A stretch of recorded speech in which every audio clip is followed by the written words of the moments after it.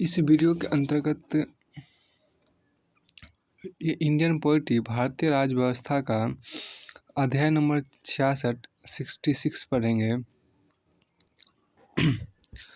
तो 66 में आपको यहाँ पर लोक सेवाएं हैं, पब्लिक सर्विसेज है। आइए इसको देखते हैं। लोक सेवाएं या अंग्रेजी में तो पब्लिक सर्विसेज को यहाँ पर देखिए। भारत में लोक सेवा असैन्य अथवा सरकारी। भारत में लोक सेवाओं असैन्य अथवा सरकारी को 3 श्रेणियों में वर्गीकृत किया गया है। पहला अखिल भारतीय सेवाएं, दूसरा केंद्रीय सेवाएं एवं राज्य सेवाएं। इनके अर्थ और संरचना इस प्रकार है। देखिए, भारत में लोक सेवा असैन्य अथवा सरकारी को 3 श्रेणियों में वर्गीकृत किया गया है।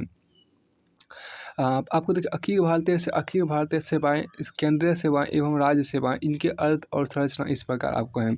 तो पहले आप यहाँ देखिए अखिल भारतीय सेवाएं। आप यहाँ देखिए अखिल भारतीय सेवाएं वे सेवाएं हैं जो राज्य एवं केंद्र सरकारों में समान होती है।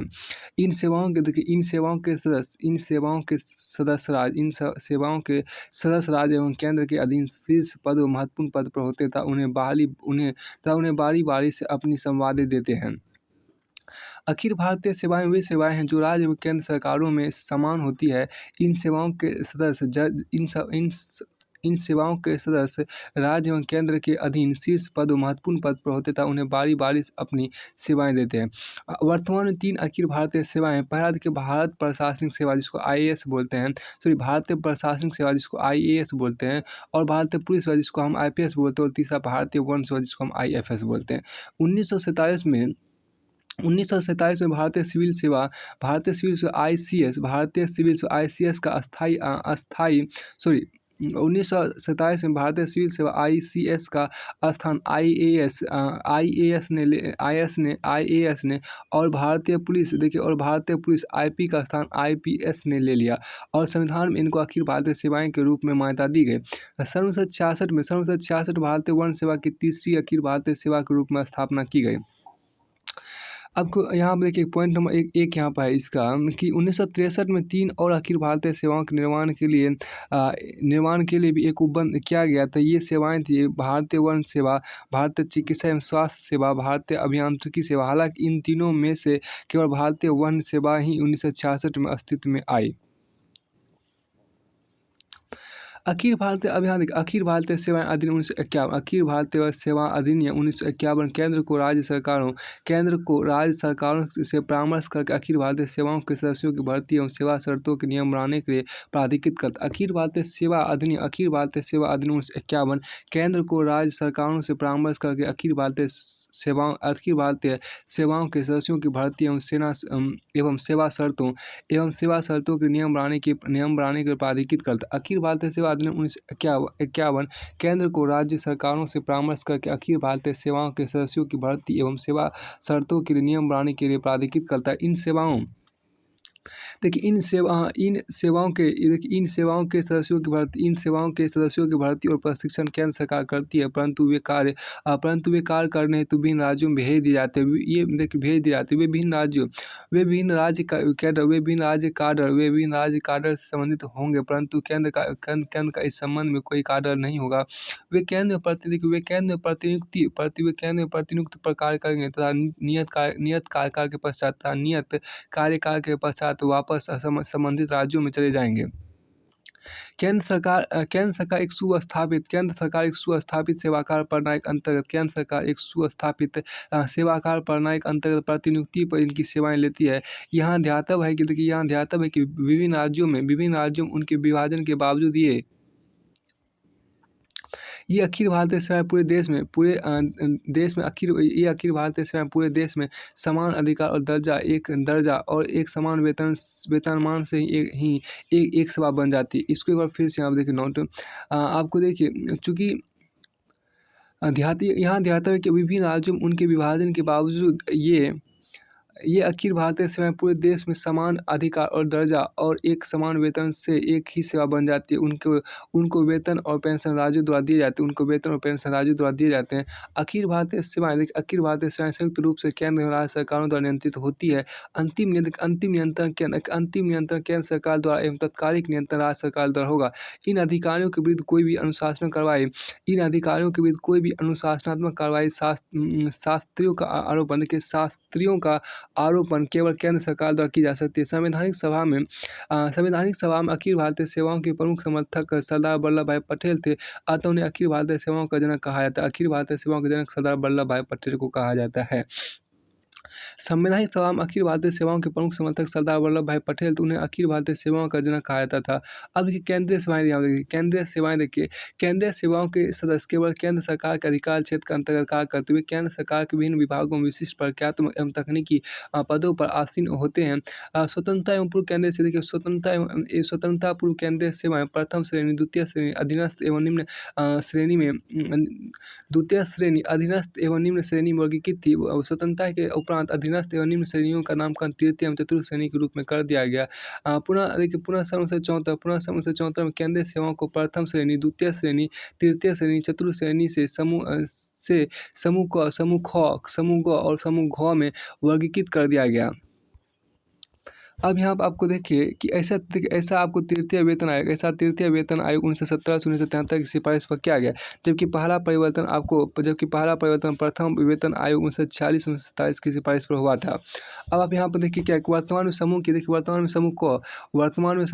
62 एवं समूह ख की 25 केंद्रीय सेवाएं। वर्तमान में समूह क की 62 एवं समूह ख की 25 केंद्रीय सेवाएं हैं। समूह क की कुछ केंद्रीय सेवाएं इस प्रकार आपको इस प्रकार: पहला केंद्रीय अभियांत्रिकी सेवा, दूसरा केंद्रीय स्वास्थ्य सेवा, तीसरा केंद्रीय सूचना सेवा, चौथा केंद्रीय विधिक सेवा, पांचवा केंद्रीय सचिवालय सेवा और छठा भारतीय लेखा एवं परीक्षा सेवा। सातवां आपके यहाँ पर देखिए भारतीय सैन्य लेखा सेवा, आठवां भारतीय अर्थशास्त्र सेवा, नौवां भारतीय विदेश सेवा, 10वां भारतीय मौसम विज्ञान सेवा, 11वां भारतीय डाक सेवा, 12वां भारतीय राजस्व सेवा, सीमा शुल्क, उत्पाद शुल्क एवं आयकर, 13वां आपको भारतीय सांख्यिकी सेवा, 14वां आपको विदेश संचार सेवा, 15वां आपको देखिए रेल कर्मिक सेवा। उपरोक्त में से अधिकांश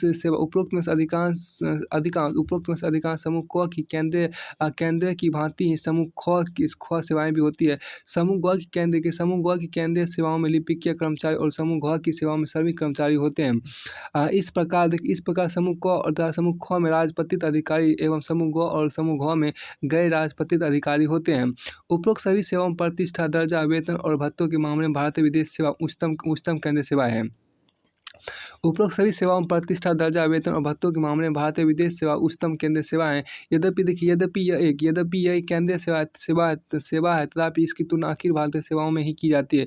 इसका वेतनमान भारतीय पुलिस सेवा से अधिक होता है तथा पदानुक्रम में यह IAS के बाद आती है। अब देखिए राज्य सेवा, यहाँ देखिए राज्य सेवाओं के सदस्य केवल राज्य सरकार के अधिकार क्षेत्र के अंतर्गत कार्य करते हैं। राज्य सेवाओं के सदस्य केवल राज्य सरकार के अधिकार क्षेत्र के अंतर्गत कार्य करते हैं। वे राज्य सरकार के विभागों में विभिन्न पदों सामान्य प्रकार्यात्मक तकनीकी पर आसीन होते हैं। हालांकि वे अखिल भारतीय सेवाओं IAS, IPS, IFS के सदस्यों से निम्न पदों पर राज्य के प्रशासनिक पदानुक्रम आसीन होते हैं। मतलब आपको सदस्यों के निम्न पदों पर आसीन होते हैं। राज्य के प्रशासनिक पदानुक्रम अलग अलग राज्यों में सेवाओं की संख्या अलग अलग हो सकती है, तथापि वे सेवाएं जो सभी राज्यों में समान होती है वे आपको सिविल सेवा, पुलिस सेवा, वन सेवा, तीसरा, चौथा आपको कृषि सेवा, पांचवा चिकित्सा सेवा, छठा पशु चिकित्सा सेवा, सातवां मत्स्य सेवा, आठवां आपको न्यायिक सेवा, 9वां आपको जन स्वास्थ्य सेवा, 10वां आपको शिक्षा सेवा, 11वां आपको सहकारी सेवा और 12वां आपको पंजीकरण सेवा। तो 13वां आपको यहाँ पर क्या है, 13वां आपको बिक्री कर सेवा, 14वां 14 आपको आपको यहाँ पर जेल सेवा, 15 आपको अभियांत्रिकी सेवा। प्रत्येक सेवा का नाम देखिए, प्रत्येक सेवा का नाम उसके राज्य के नाम पर रखा गया, प्रत्येक सेवा का नाम उसके राज्य के नाम पर रखा गया, अर्थात राज्य का नाम उस सेवा के पूर्व जोड़ दिया जाता है। उदाहरणतः आंध्र प्रदेश में आंध्र सिविल सेवा है, आंध्र प्रदेश पुलिस सेवा, आंध्र प्रदेश पुलिस सेवा, आंध्र प्रदेश वन सेवा, आंध्र प्रदेश कृषि सेवा, आंध्र प्रदेश चिकित्सा सेवा, आंध्र प्रदेश पशु चिकित्सा सेवा, आंध्र प्रदेश मत्स्य सेवा, आंध्र प्रदेश न्यायिक सेवा। सभी देखिए, सभी राज्यों में सभी राज्य सेवाओं में सिविल सेवा इसे राज्य प्रशासनिक सेवा भी कहा जाता है। सभी राज्य सेवाओं में सिविल सेवा इसे राज्य प्रशासनिक सेवा भी कहा जाता है। सबसे प्रतिष्ठित सेवा है। केंद्रीय सेवाओं की देखिए, केंद्रीय सेवाओं की तरह राज्य सेवाएं भी 4 श्रेणियों में वर्गीकृत है। प्रथम श्रेणी आपको ग्रुप 1 या ग्रुप ए। द्वितीय श्रेणी देखिए ग्रुप 2 या ग्रुप बी। तृतीय श्रेणी ग्रुप 3 या ग्रुप सी। और चतुर्थ श्रेणी ग्रुप 4 या ग्रुप डी। पुनः राज्य सेवाओं को भी राजपत्रित और राजपत्रित वर्गीकृत किया। पुनः राज्य सेवाओं को भी राजपत्रित या तथा अराजपत्रित में वर्गीकृत किया गया है। सामान्यतः क्लास 1 मतलब क्लास 1 समूह ए तथा क्लास 2 समूह बी सेवाएं आपको राजपत्रित श्रेणी में आती है, जबकि क्लास तृतीय समूह सी तथा क्लास 4 समूह डी सेवाएं आपको और राजपत्रित श्रेणी में आती है। राजपत्रित देखिए, राजपत्रित श्रेणी के सदस्यों के नाम, राजपत्रित श्रेणी के सदस्यों के नियुक्ति हस्तांतरण पदोन्नति तथा सेवानिवृत्ति की राजपत्र में प्रकाशित होते हैं। राजपत्रित श्रेणी के सदस्यों के नाम, नियुक्ति हस्तांतरण पदोन्नति तथा सेवानिवृत्ति की राजपत्र में प्रकाशित होते हैं, जबकि अराजपत्रितों को नहीं। पुनः राजपत्रित श्रेणी के सदस्यों को कुछ विशेषाधिकार प्राप्त होते हैं, जबकि अराजपत्रित श्रेणी के सदस्यों को नहीं होते हैं। इसके अतिरिक्त राजपत्रित श्रेणी के सदस्य पदाधिकारी कहलाते हैं। इसके अतिरिक्त राजपत्रित श्रेणी के सदस्य पदाधिकारी कहलाते हैं। इसके अतिरिक्त राजपत्रित श्रेणी के सदस्य पदाधिकारी कहलाते हैं, जबकि अराजपत्रित श्रेणी के कर्मचारी नहीं। देखिए, इसके अतिरिक्त राजपत्रित श्रेणी के सदस्य पदाधिकारी कहलाते हैं, जबकि अराजपत्रित श्रेणी के कर्मचारी नहीं। अखिल भारतीय सेवा अधिनियम के अंतर्गत व्यवस्था है कि भारतीय प्रशासनिक सेवा IAS, भारतीय पुलिस सेवा IPS तथा भारतीय वन सेवा IFS कैडर के IFS कैडर के 33% या एक तिहाई पद आपको पदोन्नति द्वारा भरे जाएंगे। ये पद राज्य सेवाओं के पदाधिकारियों द्वारा चयन समिति के अनुशंसा द्वारा भरे जाएंगे, जो इसी उद्देश्य से राज्य सरकार द्वारा गठित की जाती है। इस समिति के अध्यक्ष संघ लोक सेवा आयोग के अध्यक्ष अथवा सदस्य होते हैं। इस समिति के अध्यक्ष आपको संघ लोक सेवा आयोग के अध्यक्ष अथवा सदस्य होते हैं। अब देखिए, संवैधानिक उपबंध क्या है इसका दें। संविधान के भाग आपको ये कौन सा भाग है, ये क्या आपको संविधान के भाग 15 में अनुच्छेद 308 से लेकर 314। देखिए, संविधान के भाग 15 में अनुच्छेद 308 से 314 में अखिल भारतीय सेवाओं, राज्य सेवा एवं केंद्रीय सेवाओं से संबंधित उपबंध किए गए हैं। अब देखिए, आपको भर्ती एवं सेवा शर्त, यहाँ पर देखिए भर्ती एवं सेवा शर्त। अनुच्छेद 309 संसद एवं राज्य विधायिका को क्रमशः केंद्र एवं राज्य सरकार के अधीन लोक सेवाओं के अंतर्गत किसी पद पर नियुक्त करते हैं। अनुच्छेद 309 संसद एवं राज्य विधायिका को क्रमशः केंद्र एवं राज्य सरकारों के अधीन लोक सेवाओं के अंतर्गत किसी पद पर नियुक्त व्यक्ति की भर्ती एवं सेवा शर्तों के नियमन करने के लिए शक्तियां प्रदान करता है। इन कानूनों के बनने तक राष्ट्रपति अथवा राज्यपाल इन मामलों के विनियमन के लिए नियम बना सकता है। किसी व्यक्ति की लोक सेवा में भर्ती के तरीकों में शामिल है नियुक्ति, चयन, प्रतिनियुक्ति, पदोन्नति तथा हस्तांतरण द्वारा नियुक्ति, प्रतिनियुक्ति, फिर परिनियुक्ति, फिर चयन, फिर प्रतिनियुक्ति, फिर पदोन्नति, फिर तथा हस्तांतरण द्वारा नियुक्ति। एक लोक सेवा की सेवा शर्तों में शामिल है वेतन, भत्ते, समयबद्ध वेतन वृद्धि, अवकाश, पदोन्नति, कार्यालय अथवा सेवा समाप्ति, हस्तांतरण, प्रतिनियुक्ति, विभिन्न अधिकार, अनुशासनात्मक कार्रवाई, छुट्टियां, कार्य के घंटे और सेवानिवृत्ति के लाभ, जैसे पेंशन, भविष्य निधि एवं ग्रेच्युटी आदि। इस उपबंध के अंतर्गत संसद अथवा राज्य विधायिका किसी लोक सेवक के मौलिक अधिकारों पर सत्यनिष्ठा, ईमानदारी, दक्षता, अनुशासन, निष्पक्षता, गोपनीयता, निष्पक्षता, कर्तव्यनिष्ठा आदि के हितों के लिए युक्तियुक्त प्रतिबंध लगा सकती है। ऐसे प्रतिबंध केंद्रीय सेवा आचरण नियम, रेलवे सेवा आचरण नियम इत्यादि की आचार संहिता में उल्लेखित है। अब देखिए दूसरा कार्यकाल देखिए अनुच्छेद 310 के अनुसार रक्षा सेवा केंद्र की सिविल सेवाओं और अखिल भारतीय सेवाएं अनुच्छेद 310 यहाँ देखिए अनुच्छेद 310 रक्षा सेवाओं केंद्र की सिविल सेवाओं और अखिल भारतीय सेवाओं के सदस्य अथवा सैन्य नागरिक पदों पर आसीन व्यक्ति राष्ट्रपति के प्रसाद में अपने पद पर बने रहेंगे। इसी प्रकार राज्य की लोक सेवाओं से संबंध सदस्य अथवा राज्य के अधीन सिविल पदों पर आसीन व्यक्ति राज्य के राज्यपाल के प्रसाद पर्यंत अपने पदों पर बने रहेंगे। हालांकि इस नियम के कुछ अपवाद भी राष्ट्रपति अथवा राज्यपाल विशिष्ट योग्यता वाले किसी व्यक्ति की सेवाओं की सुरक्षा के लिए दो स्थितियों में क्षतिपूर्ति करने की व्यवस्था कर सकता है, पर यदि वह पद अनुबंध के समय से पूर्व समाप्त हो जाए दूसरा, यदि उसे ऐसे कारणों से वह पद रिक्त करना पड़े जो उसके कदाचार से संबंधित नहीं है। ऐसे अनुबंध सिर्फ ऐसे व्यक्ति के साथ हो सकता है जिसने सरकारी सेवा में नया प्रवेश किया है और वह सैन्य सेवा, केंद्रीय सेवा, अखिल भारतीय सेवा अथवा किसी राज्य की लोक सेवा का सदस्य न हो। ऐसा अनुबंध सिर्फ ऐसे व्यक्ति के साथ हो सकता है जिसने सरकारी सेवा में नया प्रवेश किया है, वह सैन्य सेवा, केंद्रीय सेवा, अखिल भारतीय सेवा अथवा किसी राज्य की लोक सेवा का सदस्य न हो। अब आपको यहाँ आगे है, इसमें देखिए पॉइंट नंबर 3 में था कि सिविल पद पर नियुक्ति या प्रशासनिक क्षेत्र में नागरिक पक्ष से रोजगार। अब देखिए सिविल पद का मतलब है कि सैन्य पद पर नियुक्ति या प्रशासनिक क्षेत्र में नागरिक पक्ष से रोजगार। अब यहाँ पर देखिए आपको आगे है कि लोक सेवकों के संरक्षण उपाय देखिए अनुच्छेद 311 उपयुक्त प्रसाद पर्यंत सिद्धांत पद पर दो प्रतिबंध लगाता है। पढ़ा देखिए अन्य शब्दों में यह सिद्धांत लोक सेवकों को उनके पदों से इच्छानुसार हटाने से रोकने के संबंध में दो संरक्षण प्रदान करता है। पहला आपके यहाँ पर तो पहला कि किसी लोक सेवक को उसके अधीनस्थ अधिकारी जो उसके द्वारा नियुक्त किया गया हो द्वारा बर्खास्त अथवा हटाया नहीं जा सकता। किसी लोक सेवक को उसके अधीनस्थ अधिकारी जो उसके द्वारा नियुक्त किया गया हो द्वारा बर्खास्त अथवा हटाया नहीं जा सकता। अब आप देखिए कि आपको हटाने में बर्खास्त करने में अंतर है कि पहले मामले मतलब हटाने वाले मामले में वह भविष्य में किसी रोजगार को पाने के अयोग्य नहीं है। वह भविष्य में किसी हटाने में ये होगा कि वह भविष्य में किसी रोजगार को पाने में हटाने के मामले ये संबंधित है क्या वह भविष्य में हटाने का मतलब ये हुआ कि वह भविष्य में किसी रोजगार को पाने के लिए अयोग्य नहीं है। और आपको बर्खास्त करने का मतलब ये होता है कि जब बर्खास्त के मामले में ये होता है कि सरकार के अधीन रोजगार पाने के लिए वो अयोग्य है। सरकार के अधीन उससे आप कोई रोजगार बर्खास्त में सरकार के अधीन से कोई भी रोजगार पाने के योग्य वो नहीं रह जाएगा। जबकि हटाने में ये होता है कि वह सरकार के अधीन या किसी मंत्रालय के अधीन वह फिर से रोजगार पा सकता है, मतलब अयोग्य नहीं है। अब देखिए आपको बॉम यहाँ कर किसी लोक सेवकों को केवल ऐसी जांच के उपरांत ही बर्खास्त हटाया अथवा पदावनत किया जा सकता है जिसमें उस पर लगाए गए आरोपों की सूचना उसे दी जाएगी तथा इन आरोपों की सुनवाई को उसे पर्याप्त अवसर दिया जाएगा। अब देखिए देखिए रैंक की कटौती का मतलब किसी श्रेणी में उच्च से निम्न की ओर कटौती से यह नागरिक कर्मचारी पर आरोपित एक दंड है।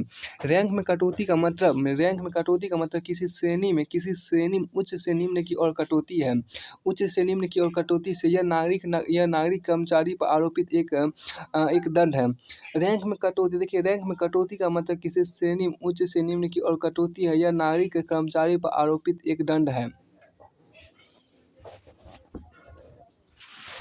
फिर आप यहाँ पर देखिए क्या उपरोक्त उपाय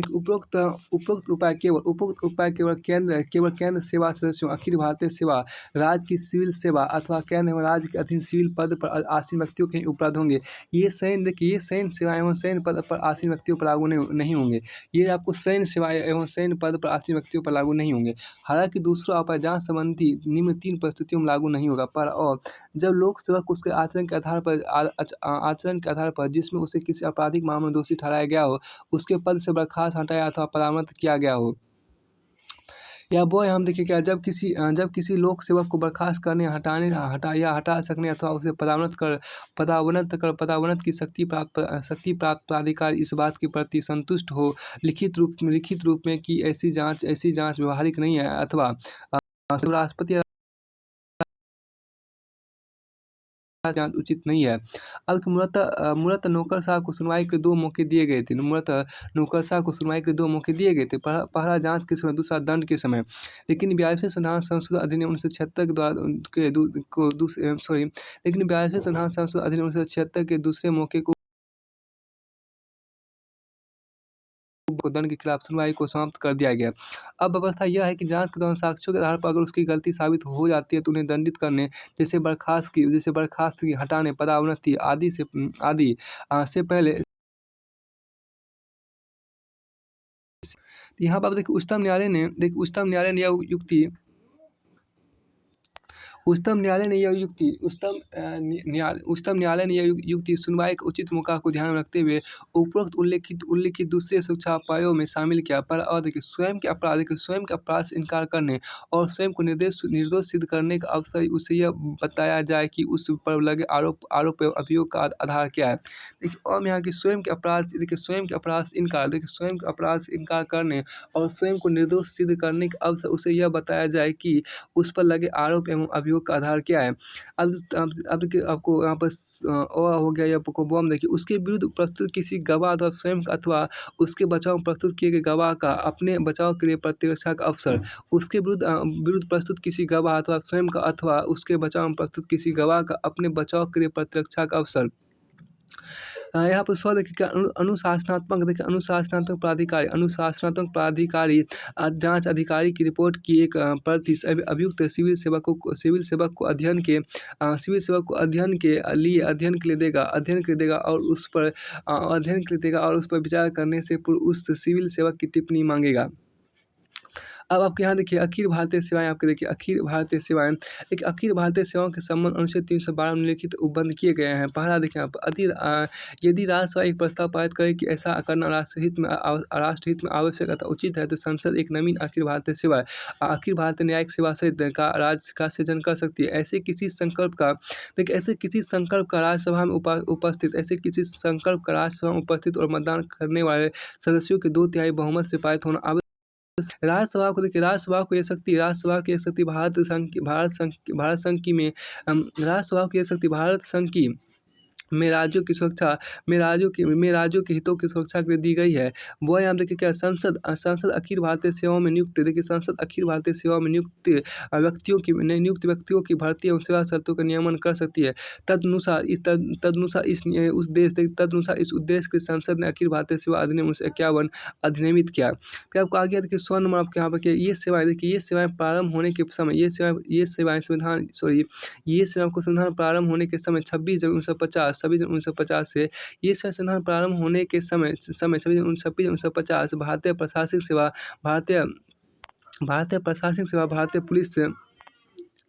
भारतीय पुलिस सेवा इस उपबंध के अंतर्गत संसद द्वारा स्थापित सेवाएं मानी जाएगी। अब अखिल भारतीय न्यायिक सेवा के अंतर्गत कोई भी पद जिला न्यायाधीश से कमतर नहीं होना चाहिए। अखिल भारतीय न्यायिक सेवा के अंतर्गत कोई भी पद जिला न्यायाधीश से कमतर नहीं होना चाहिए। इस सेवा का सृजन करने वाले विधिक अनुच्छेद 368 के तहत संविधान में संशोधन नहीं माना जाएगा। अब यहाँ देखिए क्या जिला न्यायाधीश में शामिल है शहरी सिविल न्यायालय न्यायाधीश, अपर जिला न्यायाधीश, संयुक्त जिला न्यायाधीश, सहायक जिला न्यायाधीश, लघु मामलों के न्यायालय के मुख्य न्यायाधीश, मुख्य प्रेसिडेंसी मजिस्ट्रेट, अतिरिक्त मुख्य प्रेसिडेंसी मजिस्ट्रेट, सत्र न्यायाधीश, अपर सत्र न्यायाधीश और सहायक सत्र न्यायाधीश। तो जिला न्यायाधीश इसमें आपको देखिए न्यायिक सेवा आपको शामिल है क्या जिला न्यायाधीश में शामिल है देखिए शहरी सिविल न्यायालय के न्यायाधीश, अपर जिला न्यायाधीश, संयुक्त जिला न्यायाधीश, सहायक जिला न्यायाधीश, लघु मामलों के न्यायालय के मुख्य न्यायाधीश, मुख्य प्रेसिडेंसी मजिस्ट्रेट, अतिरिक्त मुख्य प्रेसिडेंसी मजिस्ट्रेट, सत्र न्यायाधीश एवं अपर सत्र न्यायाधीश और सहायक सत्र न्यायाधीश। फिर आपको आगे यहाँ पर देखिए यद्यपि 42वें संविधान संशोधन अधिनियम 1976 में अखिल भारतीय न्यायिक सेवाओं के सृजन के उपबंध किया गया, परंतु अब तक ऐसी कोई विधि तैयार नहीं की गई। यद्यपि 42वें संविधान संशोधन अधिनियम 1976 में अखिल भारतीय न्यायिक सेवाओं के सृजन के लिए उपबंध किया गया, परंतु अब तक ऐसी कोई विधि तैयार नहीं की गई है। अब आपके यहाँ पर देखिए क्या अन्य अन्य प्रावधान यहाँ पर देखिए क्या है। देखिए अनुच्छेद 312 को 28वें संविधान संशोधन अधिनियम 1972 द्वारा अंतर्वेशित संसद को यह अधिकार देता है कि वह 1950 से पूर्व क्राउन इन इंडिया की सिविल सेवा में नियुक्त व्यक्तियों की सेवा शर्तों को परिवर्तित कर उसे हटा सके। अब क्योंकि अनुच्छेद 313 संक्रमणकारी उपबंधों से अनुच्छेद 313 जो है वह संक्रमणकारी उपबंधों से संबंधित है, और यह कहता है कि जब तक अन्यथा कोई व्यवस्था ना हो 1950 से पूर्व की लोक सेवाओं से संबंधित कानून रहेंगे 1950 से पूर्व 1950 से पूर्व की लोक सेवाओं से संबंधित कानून रहेंगे। और अनुच्छेद 314 में कुछ विशिष्ट सेवाओं के मौजूदा अधिकारियों की सुरक्षा के संबंध में किए गए उपबंधों का 28वें संविधान संशोधन अधिनियम 1972 द्वारा निरसन कर दिया गया है। अब अनुच्छेद 314 में कुछ विशिष्ट सेवाओं के मौजूदा अधिकारियों की सुरक्षा के संबंध में किए गए उपबंधों का 28वें संविधान संशोधन अधिनियम 1972 द्वारा निरसन या मतलब हटा दिया गया, उसको खत्म कर दिया गया। अब आपको देखिए क्या कि आपको यहाँ पर सार्वजनिक सेवाओं से संबंधित तालिका आपको देखिए तालिका 66.1 में आपको सार्वजनिक सेवाओं से संबंधित अनुच्छेद एक नज़र में देखिए आपको सबसे 308 में क्या व्याख्या है। 308 में इसकी व्याख्या है आपको अनुच्छेद 308 में इसकी व्याख्या है। अनुच्छेद 309 में आपको संघ अथवा राज्य सेवा में सेवारत व्यक्तियों की नियुक्ति तथा सेवा शर्त है। अनुच्छेद 309 में आपको संघ अथवा राज्य में सेवारत व्यक्तियों की नियुक्ति तथा सेवा शर्त। अनुच्छेद 309 में आपको संघ अथवा राज्य में सेवाओं अनुच्छेद 309 आपको संघ अथवा राज्य में सेवारत व्यक्तियों की नियुक्ति तथा सेवा शर्त है। अनुच्छेद 310 में आपको संघ अथवा राज्य की सेवा में संलग्न व्यक्तियों की कार्य सेवा अवधि है। अनुच्छेद 310 में संघ अथवा राज्य की सेवा में संलग्न व्यक्तियों की सेवा अवधि है। और अनुच्छेद 311 में आपको संघ अथवा राज्य के अंतर्गत सिविल सेवाओं में कार्यरत व्यक्तियों की बर्खास्तगी सेवा विमुक्ति अथवा पदावनति है। अनुच्छेद 311 में संघ अथवा राज्य के अंतर्गत सिविल सेवाओं में कार्यरत व्यक्तियों की बर्खास्तगी सेवा नियुक्ति अथवा पदावनति है। और अनुच्छेद 312 में अखिल भारतीय में आपको अखिल भारतीय सेवाएं हैं। अनुच्छेद 312 में आपको कतिपय सेवा के पदाधिकारियों की सेवा शर्त को बदलने अथवा समाप्त करने की संसद की शक्ति है। अनुच्छेद 312 में आपको कतिपय सेवा के पदाधिकारियों की सेवा शर्तों को बदलने अथवा समाप्त करने की संसद की शक्ति है। अनुच्छेद 313 में आपको संक्रमणकारी प्रावधान। अनुच्छेद 313 में आपको संक्रमणकारी प्रावधान है। अनुच्छेद 314 में आपको कतिपय सेवाओं के सेवारत अधिकारियों की सुरक्षा संबंधी प्रावधान है, जो कि निरस्त कर दिया गया, हटा दिया गया। अनुच्छेद 314 में आपको कतिपय सेवाओं के सेवारत अधिकारियों की सुरक्षा संबंधी प्रावधान जो कि हटा दिया गया, खत्म कर दिया गया। तो यहाँ से आपको ये अध्याय पूरी तरह से फिनिश होता है। अब हम चलते हैं आपको आगे अगला अध्याय आपको है क्या अध्ययन में आपको 67 जो यहाँ पर आपको है वो है सरकार के अध्ययन। आपको 67 में यहाँ पर आपको क्या है कि आपको सरकार के अधिकार दायित्व जिसको बोलते हैं rights and liabilities of the governments. Rights and liberties जिसे बोलते हैं लाइबिलिटीज भी या लिबर्टीज ऑफ द गवर्नमेंट्स, यानी कि सरकार का अधिकार तथा दायित्व आपको अध्याय नंबर 67 आपको इसको पढ़ते हैं। तो यहाँ पर आपको देखिए संविधान के भाग 13 देखिए संविधान के भाग 13 के अनुच्छेद 294 से 300 तक संविधान के भाग 13 के अनुच्छेद 294 से 300 तक केंद्र एवं राज्यों की संपत्ति संविदा अधिकार दायित्व बाध्यता और वाद संबंधित है। इस संबंध में संविधान ने केंद्र एवं राज्यों को वैधानिक व्यक्ति की तरह बनाया है। अब केंद्र एवं राज्यों की संपत्ति देखिए आपको उत्तराधिकार देखिए वर्तमान संविधान लागू होने से पूर्व सभी संपत्तियां और आस्तियां जो कि भारतीय प्रभुत्व या प्रांत या भारतीय राजाओं के राज्य के अधीन थे केंद्र या संबंधित राज्यों के स्वामित्व में आ गए। भारतीय अधिराज्य या प्रांत, देखिए इसी प्रकार भारतीय अधिराज्य या प्रांत या राजाओं के अधीन राज्य के सभी अधिकार, दायित्व और बाध्यता भी अब भारत सरकार या संबंधित राज्य के होंगे। अब दूसरा देखिए आपको राजगामी, देखिए राजगामी व्यक्तिगत, देखिए राजगामी व्यक्तिगत और स्वामी विहीन, राजगामी व्यक्तिगत और स्वामी विहीन। देखिए यहाँ पर भारत में कोई भी संपत्ति, देखिए भारत में कोई भी संपत्ति जो इंग्लैंड के राजा भारतीय प्रांतों के शासकों को राजगामी मतलब उत्तराधिकारी की मृत्यु के पश्चात राजगामी मतलब उत्तराधिकारी की मृत्यु के पश्चात उत्तराधिकार। व्यापगत, देखिए व्यापगत का मतलब हुआ कि एक अनुपयोगी या उचित प्रक्रिया की विफलता के कारण अधिकारों की समाप्ति। या स्वामी विहीन, बिना मालिकाना हक वाली संपत्ति द्वारा अधिकारपूर्ण स्वामित्व के लिए मिली हो, यदि संपत्ति वही हो तो अब वह राज्यों के अधिकार में होगी, तो वह अन्य स्थिति में संपत्ति केंद्र के अधिकार में, संपत्ति केंद्र के अधिकार में होगी। इन सभी तीन स्थितियों में संपत्ति वैधानिक स्वामित्व न होने के कारण केंद्र के अधीन होगी। इन सभी तीन स्थितियों में संपत्ति वैधानिक स्वामित्व न होने के कारण केंद्र के अधीन होगी। अब फिर आपको यहाँ देखिए आपको सागरीय संपदा, देखिए आपको सागरीय संपदा यहाँ पर देखिए भारत के राज्य क्षेत्र, देखिए भारत के राज्य क्षेत्र सागर खंड या महाद्वीप मग्न तट भूमि या अन्य आर्थिक क्षेत्र समुद्र के नीचे की सभी भूमि, खनिज और अन्य मूल्यवान चीजें संग में निहित हो रहे होगी। अतः समुद्र के निकट के राज्य इन पर अपने अधिकार क्षेत्र का दावा नहीं कर सकते। फिर आपको देखिए भारत का क्षेत्रीय जल उपयुक्त आधार रेखा से 12 नॉटिकल मील तक फैला है। भारत का क्षेत्रीय जल आपको उपयुक्त आधार रेखा से 12 नॉटिकल मील तक फैला है।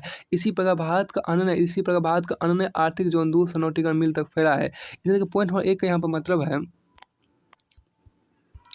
देखिए 40वें संविधान संशोधन अधिनियम 1976 के बाद, 42वें आपको 42वें संविधान संशोधन अधिनियम 1976 के बाद संसद द्वारा क्षेत्रीय जल एक मिनट आपको कहना चाहिए क्या 40वें संविधान संशोधन कब हुआ था, एक मिनट यहाँ देखिए आपको यहाँ पहला आपको पॉइंट था कि 40वां संविधान संशोधन अधिनियम 1976 के बाद संसद द्वारा 40वां संविधान संशोधन अधिनियम 1976 के द्वारा 40वां संविधान संशोधन अधिनियम 1976 के बाद संसद आपको क्षेत्रीय जल, महाद्वीपीय मग्न तट, अन्य आर्थिक क्षेत्र एवं अन्य समुद्री तटीय क्षेत्र अधिनियम 1976 को पारित किया गया। आपको 40वें संविधान संशोधन अधिनियम 1976 के बाद संसद द्वारा क्षेत्रीय जल, महाद्वीपीय मग्न तट, अन्य आर्थिक क्षेत्र एवं अन्य समुद्री तटीय क्षेत्र अधिनियम 1976 पारित किया गया। अब आप यहाँ पर देखिए आपको विधि का, आपके यहाँ पर क्या विधि द्वारा अनिवार्य संपत्ति का अधिग्रहण, विधि द्वारा अनिवार्य संपत्ति का अधिग्रहण। यहाँ पर देखिए क्या संसद के साथ साथ राज्य विधानमंडल को सरकार द्वारा निजी संपत्ति का अनिवार्य अर्जन और मांग के लिए विधि बनाने का अधिकार है। संसद के साथ साथ राज्य विधानमंडल को सरकार द्वारा निजी संपत्ति का अनिवार्य अर्जन और मांग के लिए विधि बनाने का अधिकार है। संसद के साथ साथ राज्य विधानमंडल को सरकार द्वारा निजी संपत्ति का अनिवार्य अर्जन और मांग के लिए विधि बनाने का अधिकार है। 44वें संविधान संशोधन, देखिए 44वें संविधान संशोधन कानून 1978, 44वें संविधान संशोधन कानून 1978 इस संबंध में क्षतिपूर्ति वहन करने के संवैधानिक कर्तव्य को भी दो स्थितियों का अतिरिक्त समाप्त कर दिया, जिनमें और जब सरकार अल्पसंख्यक संस्थान की भूमि अधिकृत करे, और जब सरकार आपको अल्पसंख्यक संस्थान की भूमि अधिकृत करे, और वह जब सरकार ने किसी व्यक्ति की भूमि जो उसकी निजी खेती की हो अधिकृत की हो तथा जमीन विधिक सीमा के अंतर्गत हो। अब देखिए पहले उपबंध को 44वें संशोधन अधिनियम 1978 द्वारा पहले उपबंध को 44वें संविधान संशोधन अधिनियम 1978 द्वारा जोड़ा गया। इस संशोधन से संपत्ति के अधिकार को मूल अधिकारों से समाप्त कर दिया गया और इसे विधिक अधिकार बनाया गया। दूसरे उपबंध को आपको 17वें संविधान संशोधन अधिनियम 1964 द्वारा जोड़ा गया। अब क्या आपको आगे देखिए यहाँ पर कि कार्यकारी शक्ति के अंतर्गत अधिग्रहण। यहाँ देखिए संघ या राज्य किसी संपत्ति को अपनी विशेष शक्ति द्वारा अधिकृत कर सकता है, कब्जे में रख सकता है या शेष या बेच सकता है। इसके अतिरिक्त संघ तथा राज्यों की इस विशेष शक्ति का विस्तार अपने या अन्य राज्यों में से किसी व्यापार या व्यवसाय से भी है। इसके अतिरिक्त संघ तथा राज्यों की इस विशेष शक्ति का विस्तार अपने या अन्य राज्यों में भी किसी की भी व्यापार या व्यवसाय से भी आपको है। अब देखिए सरकार सरकार के विरुद्ध वाद, देखिए सरकार द्वारा सरकार के विरुद्ध वाद यहाँ देखिए संविधान के अनुच्छेद 300 में, भारत में सरकार की ओर से या सरकार के विरुद्ध वाद की चर्चा की गई। इसमें व्यवस्था है कि भारत सरकार द्वारा वहाँ की सरकार के नाम का उदाहरण के लिए उदाहरण के आपको आंध्र प्रदेश की सरकार, उत्तर प्रदेश की सरकार आदि। इस उद्देश्य के लिए भारत संघ एवं राज्य विधिक न्यायिक सत्ता, देखिए इस उद्देश्य के लिए आपको भारत संघ एवं राज्य विधिक न्यायिक सत्ता है। देखिए राज्य विधिक या न्यायिक सत्ता है, ना कि केंद्र सरकार या राज्य सरकार। देखिए सरकारी दायित्वों के संबंध में संविधान अनुच्छेद 300 सरकारी दायित्वों के संबंध में संविधान अनुच्छेद 300 विस्तार के से घोषणा करता है कि भारत संघ तथा राज्यों द्वारा अथवा उनके विरुद्ध संबंधित मामलों में उसी प्रकार वाद चलाया जा सकता है जिस प्रकार आपको औपनिवेशिक भारत में संविधान से पूरे अभियोग चलाया जाता था। देखिए जिस प्रकार औपनिवेशिक भारत में संविधान से पूर्व अभियोग चलाया जाता था, यह उपबंध उन सभी विधियों से संबंधित है जो कि संसद अथवा राज्य विधानमंडल द्वारा निर्मित है। किंतु ऐसा कोई भी कानून अपरिचित नहीं है। अतः इस समय स्थिति ठीक उसी प्रकार है जिस प्रकार संविधान से पूर्व थी। संविधान पूर्व ईस्ट इंडिया कंपनी के समय से 1950 में संविधान लागू होने तक, संविधान पूर्व मतलब ईस्ट इंडिया कंपनी के समय से 1950 में संविधान लागू होने तक सरकार पर उसके अनुबंधों के लिए वाद चलाया जा सकता था, किंतु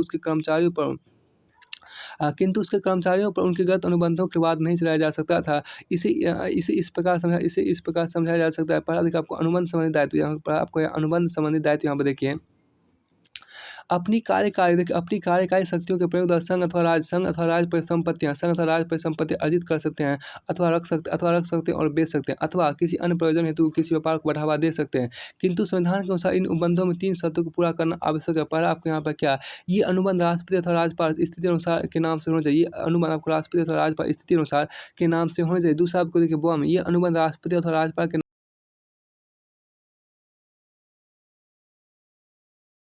नाम करें। फिर आपको यहाँ पर देखिए ये शर्त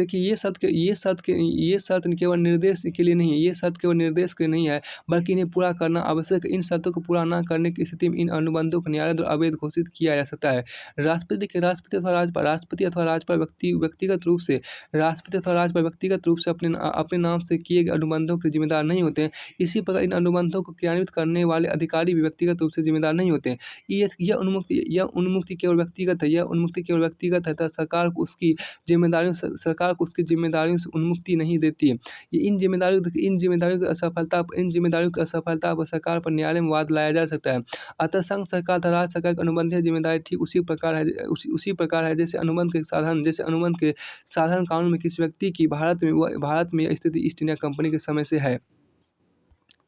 अब दूसरा देखिए आपको नागरिक गलतियों की जिम्मेदारी। प्रारंभ ईस्ट इंडिया कंपनी केवल व्यापारिक संस्थान थी। धीरे धीरे इसने भारत में क्षेत्र ग्रहण करने शुरू कर दिया और एक संप्रभु शक्ति बन गई। कंपनी के ऊपर एक व्यापारिक संस्था के रूप में वाद चलाया जा सकता। एक संप्रभु संस्था के रूप में नहीं। कंपनी के ऊपर एक व्यापारिक संस्था के रूप में वाद चलाया जा सकता था, एक संप्रभु संस्था के रूप में नहीं। कंपनी को उसके संप्रभु कार्यों में छूट उस ब्रिटिश शुक्ति पर आधारित थी कि राजा कभी गलत नहीं हो सकता। तो कंपनी को उसके कार्यों में छूट उस ब्रिटिश शुक्ति पर आधारित थी कि राजा कभी गलत नहीं हो सकता, अर्थात राजा अपने कर्मचारियों के गलत कार्यों के लिए जिम्मेदार नहीं था। ब्रिटेन में राज्य या राजा को कानूनी जिम्मेदारियों से यह रूढ़िगत उन्मुक्ति क्राउन प्रेसिडेंसी एक्ट 1927 द्वारा हटा दी गई। किंतु भारत में अभी भी स्थिति वही है। अतः सरकार संघ या राज्य पर उन नागरिक गलतियों के लिए वाद चलाया जा सकता है जो उसके अधिकारियों ने असंप्रभु कार्यों के लिए निर्वहन में की है। अतः सरकार, संघ या राज्य पर उन नागरिक गलतियों के लिए वाद चलाया जा सकता है जो उसके अधिकारों ने असंप्रभु कार्यों के निर्वहन में किए, किंतु संप्रभु कार्य जैसे कि प्रशासकीय न्याय, सैनिक रोड का निर्माण, युद्ध के समय वस्तु की आवाजाही आदि में सरकार के विरुद्ध वाद नहीं चलाया जा सकता है। भारत में सरकार के संप्रभु और असंप्रभु कार्यों के मध्य यह विभेद संप्रभु कार्यों में सरकार को यह उन्मुक्ति प्रसिद्ध P and O steam navigation company case 1861 द्वारा स्थापित है। आपको यहाँ पर देखिए क्या कि peninsular and orientation peninsular and oriental scheme navigation company बनाम भारत के राष्ट्र सचिव 1861। अब आज़ादी के बाद आपको आगे यहाँ पर देखिए कि आज़ादी के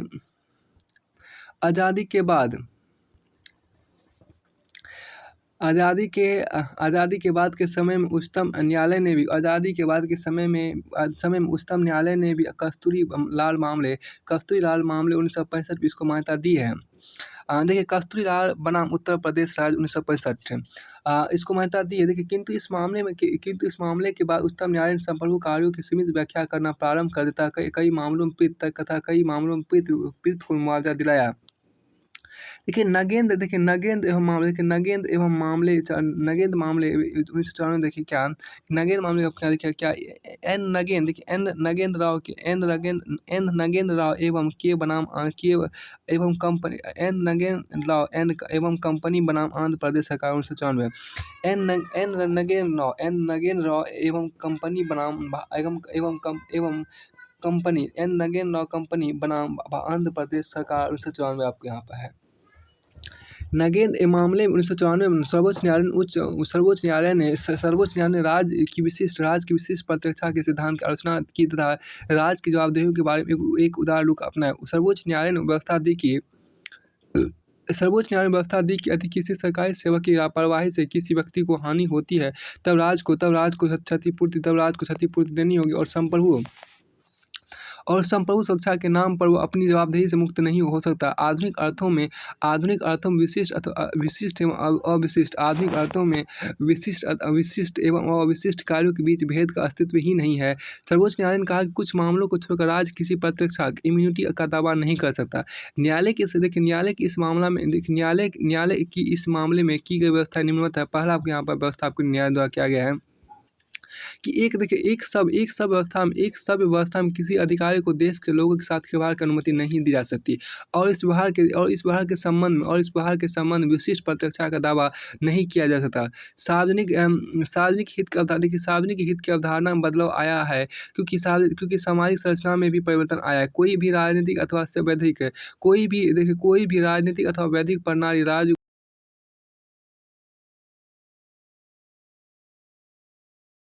उसे अपनी संपत्ति से गैर कानूनी तरीके से वंचित कर दिया जाए, वह भी राज्य के किसी अधिकारी द्वारा और इसका कोई हल भी ना निकले। फिर आपको यहाँ पर दूसरा देखिए आपको आज के प्रगतिशील समाजों में आधुनिक सामाजिक चिंतन तथा न्यायिक दृष्टिकोण पुराने राज्य संरक्षण की अवधारणा को नकारता है तथा राज्य को अथवा सरकार को किसी भी अन्यायोग वैधानिक वस्तु एंटिटी के समकक्ष रखता है। राज्य के कार्यों को विशिष्ट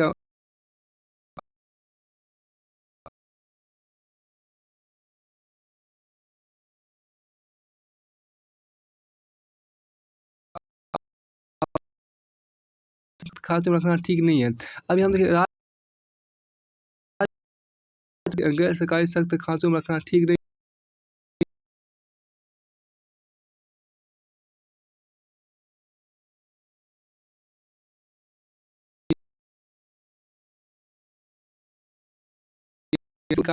नागरिकों के अधिकार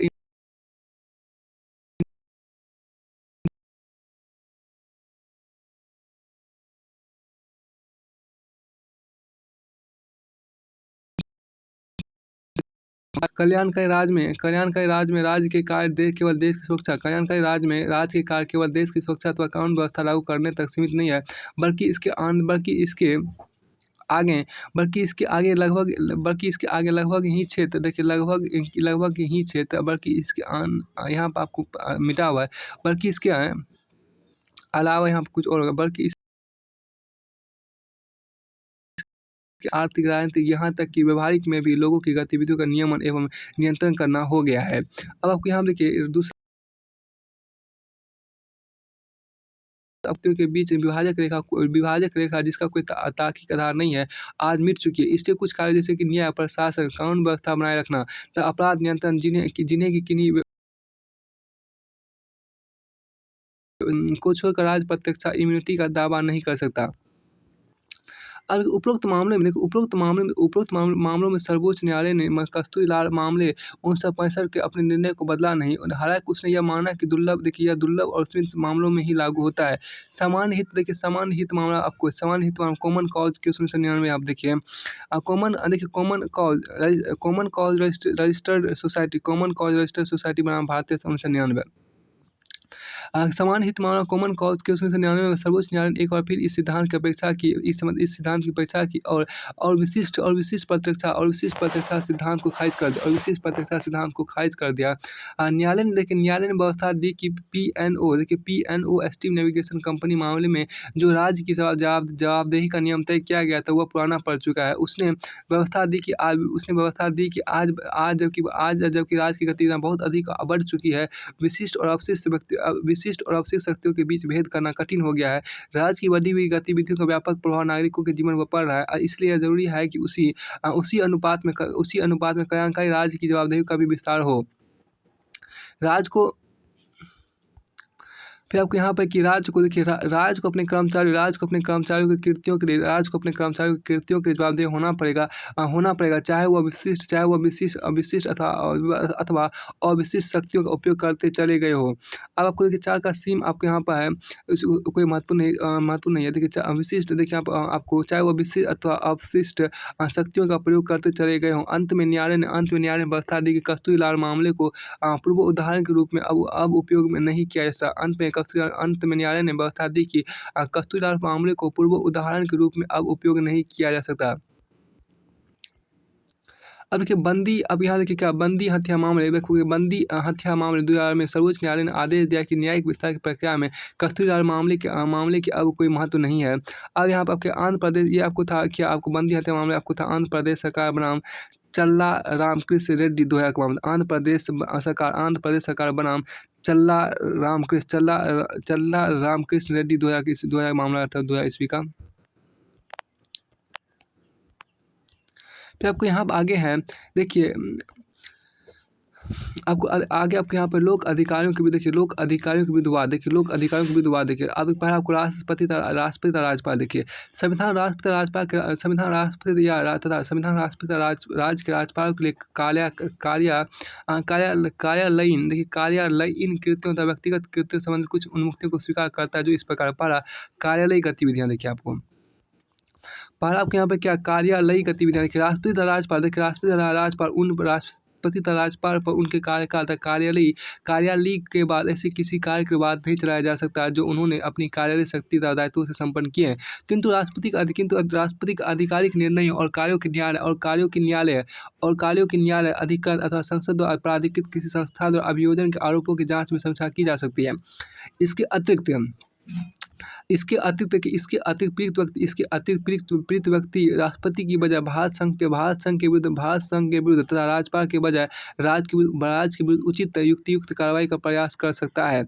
आगे यहाँ पे व्यक्तिगत गतिविधियाँ देखिए। व्यक्तिगत गतिविधियाँ राष्ट्रपति तथा राज्यपालों के विरुद्ध व्यक्तिगत कार्यों के अंतर्गत कोई आपराधिक कार्रवाई नहीं की जा सकती तथा गिरफ्तार नहीं किया जा सकता। देखिए राष्ट्रपति तथा राज्यपालों के विरुद्ध व्यक्तिगत कार्यों के अंतर्गत कोई आपराधिक कार्य नहीं की जा सकती तथा गिरफ्तार नहीं किया जा सकता। यह उन्मुक्ति उनके कार्य तथा कार्यकाल के बाद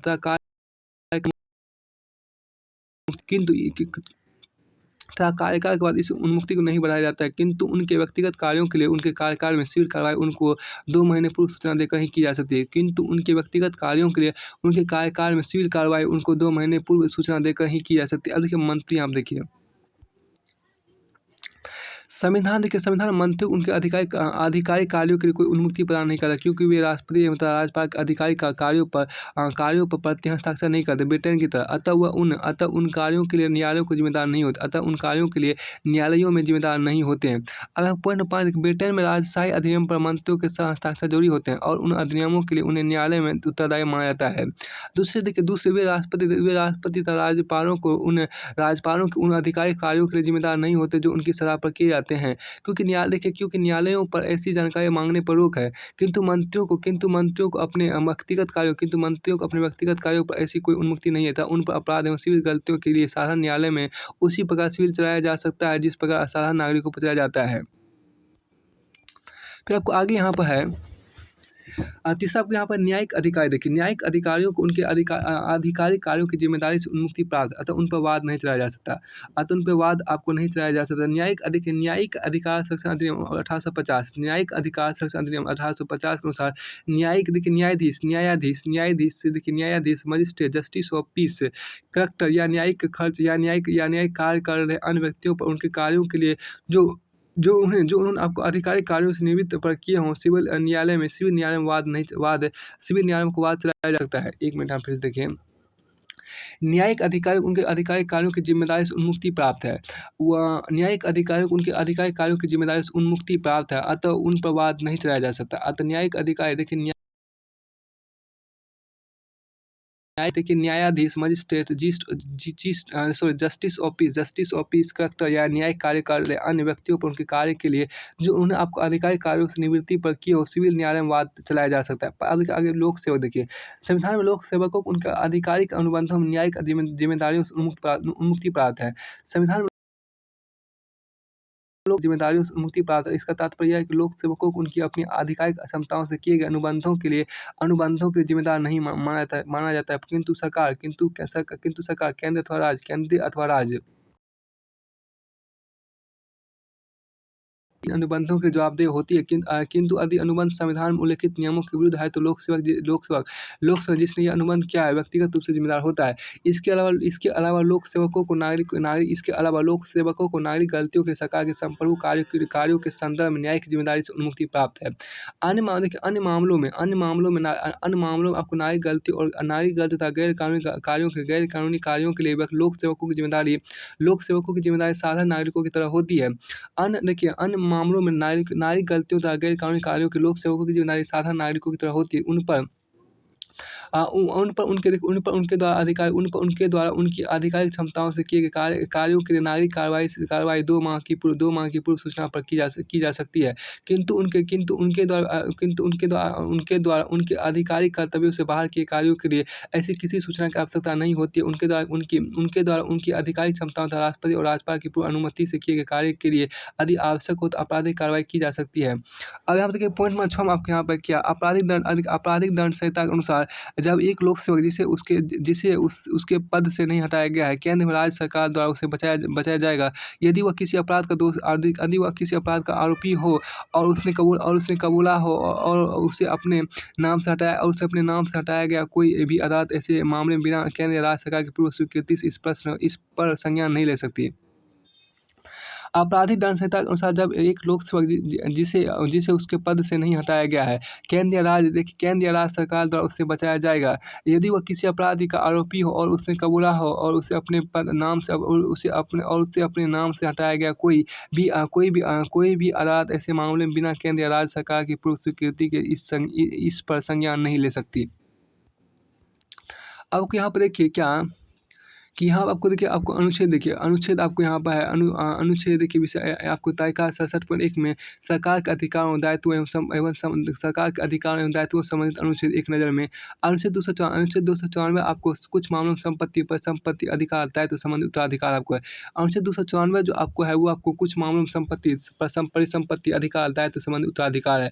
अनुच्छेद 295 आपको अन्य मामलों में संपत्ति अधिकार दायित्व संबंधी उत्तराधिकार है। अनुच्छेद 295 आपको अन्य मामलों में संपत्ति अधिकार दायित्व संबंधी उत्तराधिकार है। अनुच्छेद राज्य द्वारा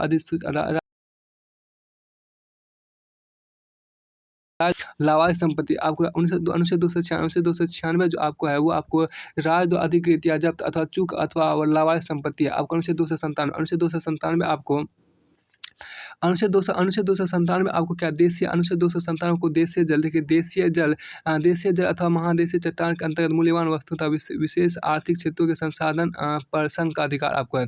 अनुच्छेद 297 जो आपके यहाँ पर है वो आपको देशीय जल अथवा महादेशीय चट्टान के अंतर्गत मूल्यवान वस्तु तथा विशेष आर्थिक क्षेत्रों के संसाधनों पर संघ का अधिकार आपको है। अनुच्छेद 298 जो आपको है वह व्यापार जारी रखने की शक्ति आदि। अनुच्छेद 298 जो आपको है वो आपको व्यापार जारी रखने की शक्ति आदि। और अनुच्छेद 299 जो आपको है जो आपको वह संविदा है। अनुच्छेद 299 आपको संविदा है।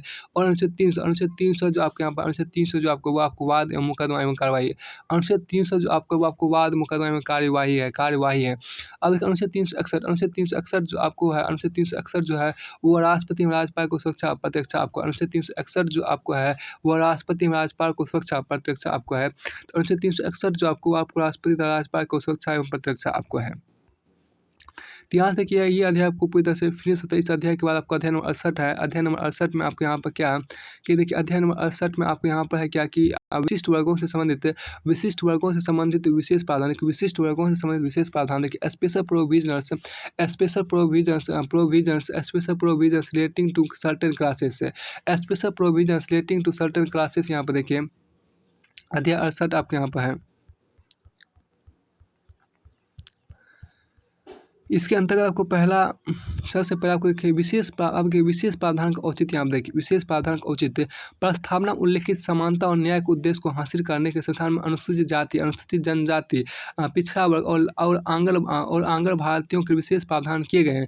ये विशेष प्रावधान संविधान के भाग 16 में धारा 330 से धारा 342 ए में उल्लेखित है। ये प्रावधान निम्न बातों से संबंधित पर आपको देखिए विधायिकाओं में आरक्षण। दूसरा आपको विधायिकाओं में विशेष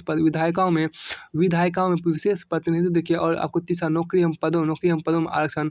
चौथा आपको है शैक्षणिक अनुदान। पांचवा आपको राष्ट्रीय आयोग का गठन। और छठा आपको जांच आयोग का गठन। पहला आपको यहाँ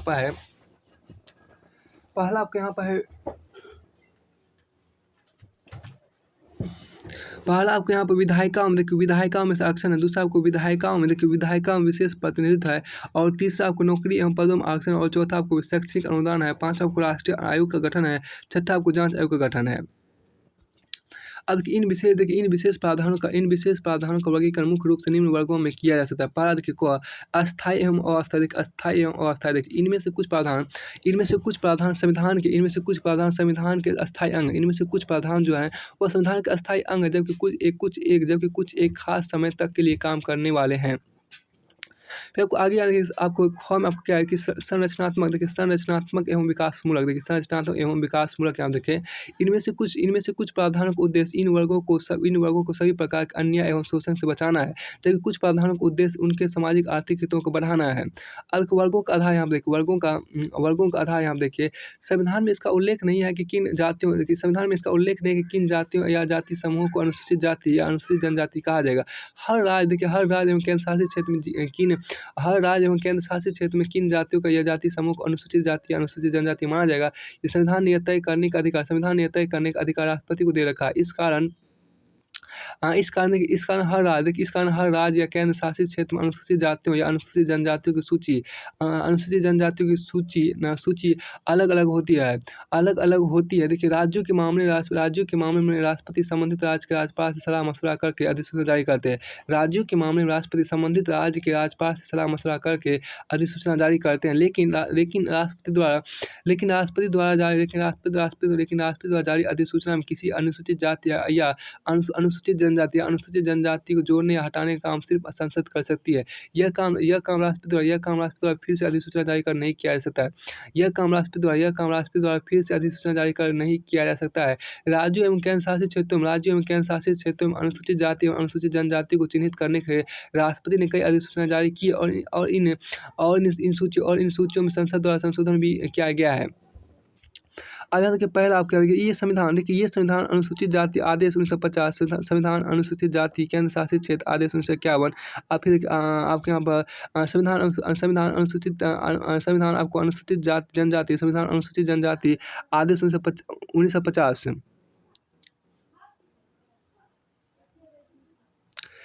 संविधान अनुसूचित जनजाति केंद्र शासित क्षेत्र आदेश 1951 इत्यादि। संसद ने 1956 1976 और 1956 1976 संसद 1956 1976 और बाद के वर्षों में अनुसूचित जाति एवं अनुसूचित जनजाति संशोधन अधिनियम लाकर राष्ट्रपति के आदेशों में से बदलाव किया। उसी प्रकार संविधान ने नागरिकों के सामाजिक एवं शैक्षणिक रूप से पिछड़े वर्ग, जिन्हें अन्य पिछड़ा वर्ग ओबीसी भी कहा जाता है, को निर्दिष्ट नहीं किया गया है। अब कि 102वां संशोधन अधिनियम 2018 ने किसी राज्य का संघीय क्षेत्र में सामाजिक एवं शैक्षणिक रूप से पिछड़े वर्गों को पहचानने एवं विनिर्दिष्ट करने के राष्ट्रपति को अधिकृत किया है। जहाँ तक राज्य का मामला है, राष्ट्रपति इस बारे में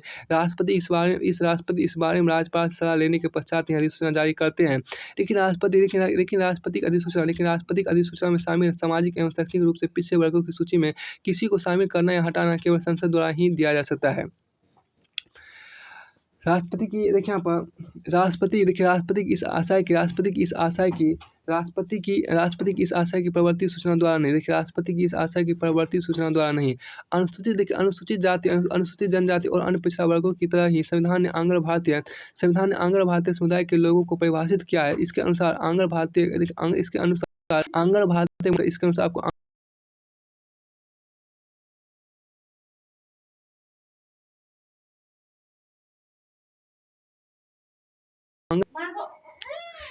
आंग्ल भारतीय मतलब ऐसे व्यक्तियों से है जिसके पिता या उनका कोई भी पूर्वज यूरोपीय वंश के थे, लेकिन वे भारत में आकर बस गए और इस तरह अस्थायी रूप से ना कि अस्थायी तौर पर बसे लोगों ने जिन्हें जन्म दिया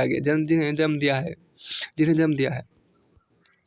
अधिक विशेष प्रावधान के अंग देखिए आपको पढ़ा विधायिकाओं में अनुसूचित जाति एवं अनुसूचित जनजातियों का आरक्षण आंग्ल भारतीयों को विशेष प्रतिनिधित्व आपको है। आबादी के अनुपात में अनुसूचित जाति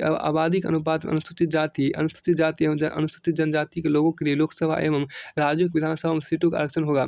आंग्ल भारतीय समुदाय के लोगों को उचित प्रतिनिधित्व नहीं होने की स्थिति में राष्ट्रपति इस समुदाय के 2 सदस्यों को लोकसभा के मनोनीत कर सकते हैं।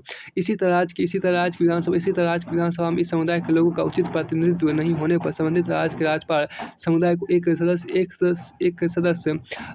संबंधित राज्य के राज्यपाल समुदाय के एक सदस्य को विधानसभा के मनोनीत कर सकते हैं। मूल रूप से आरक्षण और विशेष प्रतिनिधित्व के ये दोनों प्रावधान सिर्फ 10 वर्ष यानी 1960 तक के लिए किए गए थे, लेकिन उसके बाद इसकी अवधि लगातार हर बार 10 वर्षों की बढ़ाई जाती रही है। 2009 के 95 संशोधन के अनुसार यह दोनों प्रावधान अब 2020 तक लागू रहेंगे। अब यहाँ देखिए क्या कि आपको यहाँ पर क्या 102वां संशोधन अधिनियम 2018 द्वारा संविधान में एक नया अनुच्छेद 343 ए जोड़ा गया। 102वां संविधान संशोधन अधिनियम 2018 द्वारा संविधान में एक नया अनुच्छेद 343 ए जोड़ा गया।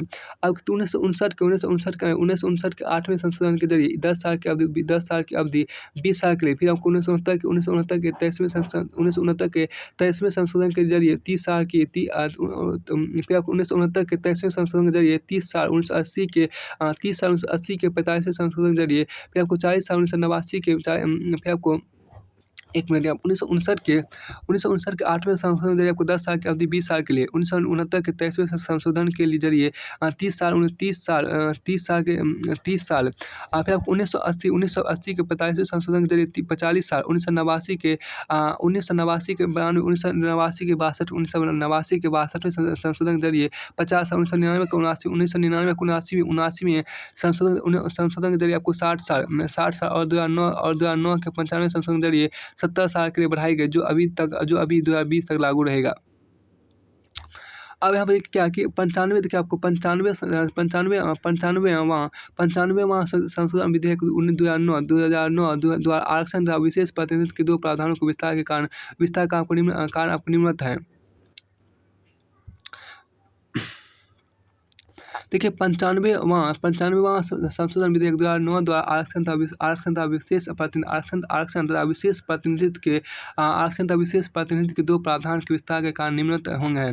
95वां संशोधन विधेयक 2009 द्वारा आरक्षण तथा विशेष प्रतिनिधित्व के 2 प्रावधानों के विस्तार के कारण निम्नलिखित है। पर आपको यहाँ पर देखिए 3A यहाँ देखिए क्या यह सूचना कानून एवं न्याय मंत्रालय विधायन विभाग की वेबसाइट से डाउनलोड की गई है। अब आपका आगे देखिए क्या है, संविधान की धारा देखिए, संविधान की धारा 334, संविधान की धारा 334 के अनुसार संविधान का प्रावधान जिसमें अनुसूचित जाति एवं जनजातियों की लोकसभा में राज्य विधानसभा में सीटों का आरक्षण अतः आंग्ल भारतीय समुदाय के नामांकन द्वारा प्रतिनिधित्व की व्यवस्था की गई है।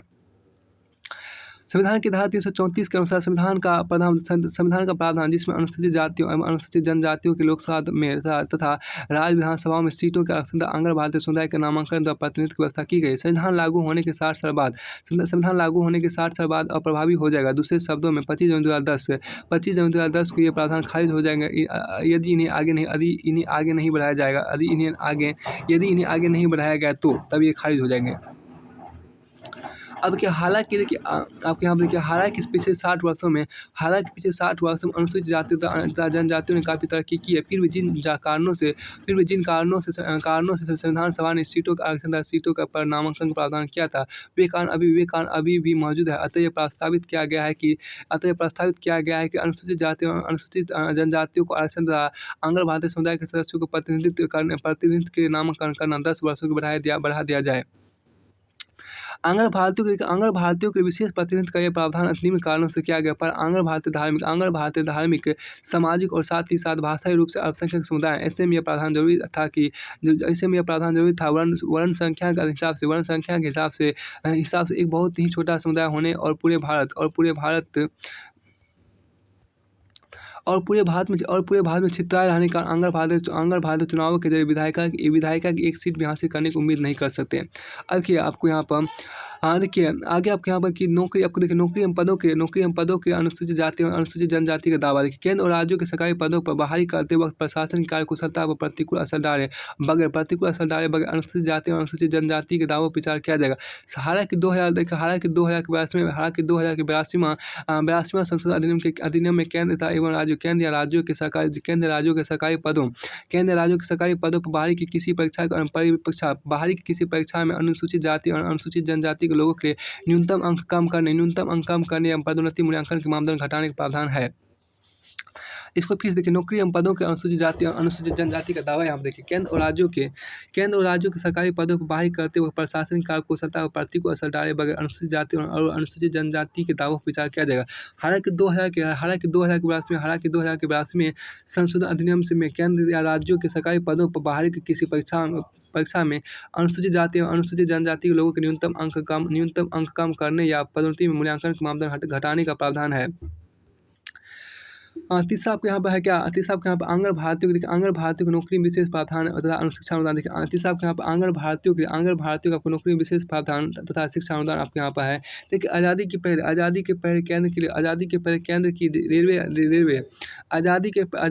केंद्र की रेलवे, आबकारी, डाक एवं ताक सेवा के कुछ पद। एक बार फिर देखिए, आंग्ल भारतीयों की नौकरी में विशेष प्रावधान। देखिए, आंग्ल भारतीयों की नौकरी में विशेष प्रावधान तथा शिक्षा अनुदान यहाँ देखिए, आज़ादी के पहले केंद्र की रेलवे, आबकारी, देखिए केंद्र की रेलवे, आबकारी, डाक एवं तार सेवा के कुछ पद आंग्ल भारतीयों के आरक्षित थे। इसी तरह आंग्ल भारतीयों के शिक्षण संस्थान केंद्र एवं राज्यों से विशेष अनुदान मिला करता था। संविधान के तहत इन सुविधाओं को क्रमिक रूप से कम करते हुए जारी रखा गया है और अंतर 1960 में सुविधा समाप्त हो गई। फिर आपको यहाँ पर देखिए, अनुसूचित जाति एवं अनुसूचित जनजाति का राष्ट्रीय आयोग। देखिए, अनुसूचित जाति के तमाम संवैधानिक अधिकारों की सुरक्षा की जांच के राष्ट्रपति एक राष्ट्रीय आयोग का गठन करेंगे और यह आयोग उनको अपनी रिपोर्ट देगा धारा 338 के तहत। इसी तरह अनुसूचित जनजाति के संवैधानिक अधिकारों से जुड़े तमाम मुद्दों की जांच के राष्ट्रपति राष्ट्रीय आयोग का गठन करेंगे और आयोग उनको अपनी रिपोर्ट देगा धारा 338 के अनुसार। राष्ट्रपति इन सभी रिपोर्टों को इन पर की गई कार्रवाइयों की रिपोर्ट के साथ संसद के समक्ष रखेंगे। पहले संविधान में अनुसूचित जाति और अनुसूचित जनजाति के लिए संयुक्त आयोग का प्रावधान था। 2003 के 89वें संशोधन के जरिए इस संयुक्त आयोग को दो स्वतंत्र निकायों के रूप में बांट दिया गया। 2003 के 89वें संशोधन के जरिए इस संयुक्त आयोग को दो स्वतंत्र निकायों के रूप में बांट दिया गया। इसमें आपको देखिए इस समय आपको यहाँ पे बाँट दिया गया है। राष्ट्रीय अनुसूचित जाति, राष्ट्रीय अनुसूचित जाति आयोग, राष्ट्रीय अनुसूचित जाति के लिए जो काम करेगा वही काम वह आंग्ल भारतीयों के लिए भी करेगा। दूसरे शब्दों में आयोग आंग्ल भारतीयों संवैधानिक अधिकारों से तमाम मुद्दों की जाँच करेगा और अपनी जाँच रिपोर्ट और अपनी जाँच रिपोर्ट देखिए और अपनी जाँच रिपोर्ट राष्ट्रपति को सौंपेगा देखिए अनुच्छेद 10 की धारा 338 का यह प्रावधान इस तरह वर्णित है। इस धारा में उल्लेखित अनुसूचित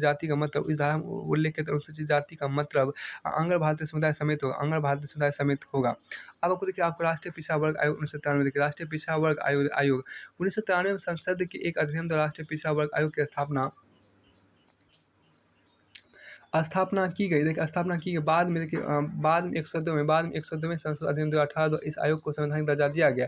इस उद्देश्य के संशोधन द्वारा संविधान में एक नया अनुच्छेद 338 बी जोड़ा गया। उसी के अनुरूप राष्ट्रपति को सामाजिक एवं शैक्षणिक रूप से पिछड़े वर्गों के एक राष्ट्रीय आयोग का गठन करना है जो कि इन वर्गों के संवैधानिक सुरक्षा से जुड़े सभी मामलों का अनुसंधान करके तत्संबंधी प्रतिवेदन राष्ट्रपति को सौंपे। राष्ट्रपति ऐसे सभी प्रतिवेदनों तथा कृत कार्रवाई के संबंधी ज्ञापन संसद में प्रस्तुत करेंगे। राष्ट्रपति ऐसे सभी प्रतिवेदन तथा कृत कार्रवाई संबंधी ज्ञापन संसद में प्रस्तुत करेंगे। फिर आपको यहाँ पर अनुसूचित क्षेत्र के प्रशासन पर केंद्र का नियंत्रण एवं अनुसूचित जनजाति कल्याण। देखिए अनुसूचित क्षेत्र आपको आगे यहाँ पर है क्या अनुसूचित क्षेत्र के प्रशासन पर केंद्र का नियंत्रण एवं अनुसूचित जनजाति कल्याण। देखिए अनुसूचित क्षेत्र के प्रशासन देखिए यहाँ पर अनुसूचित क्षेत्र के प्रशासन एवं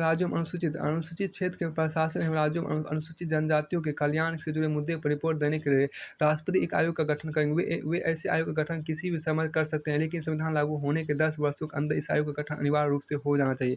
इस तरह 1960 में आयोग का गठन हुआ। यूएन डेवल इसके अध्यक्ष बनाए गए और आयोग ने 1961 में अपनी रिपोर्ट दी। 4 दशक बाद 2002 में दिलीप सिंह भूरिया की अध्यक्षता में दूसरे आयोग का गठन हुआ। इसने अपनी रिपोर्ट 2004 में प्रस्तुत की। फिर आपको यहाँ पर है इसके अलावा राज्य में अनुसूचित जनजाति कल्याण से जुड़ी योजनाएं बनाने एवं उन्हें लागू कराने के राज्यों को निर्देश देने का कार्यपालक अधिकार केंद्र के पास है। अब देखिए सातवां आपको यहाँ पर क्या पिछड़े वर्गों की स्थिति की जांच के लिए आयोग की नियुक्ति। देखिए पिछड़े वर्गों की स्थिति की जांच के लिए आयोग की नियुक्ति यहाँ देखिए सामाजिक एवं शैक्षणिक रूप से पिछड़े वर्गों की स्थिति की जांच करने एवं उनकी स्थिति में सुधार के लिए की जाने वाली कार्रवाई का अनुशंसा करने के लिए राष्ट्रपति आयोग का गठन कर सकते हैं। आयोग की रिपोर्ट उस पर की गई कार्रवाइयों की जानकारी के साथ संसद में रखी जाएगी। आयोग की रिपोर्ट उस पर की गई कार्रवाइयों की जानकारी के साथ संसद में रखी जाएगी। अब देखिए यहाँ पर आगे आपका है उपरोक्त प्रावधानों के तहत राष्ट्रपति ने अब तक 2 आयोगों का गठन किया। 1953 में पिछड़ा वर्ग आयोग काका कालेलकर की अध्यक्षता में गठित हुआ था। इसने 1955 अपनी रिपोर्ट दी, लेकिन इसकी अनुशंसा पर कोई कार्रवाई नहीं हुई क्योंकि आयोग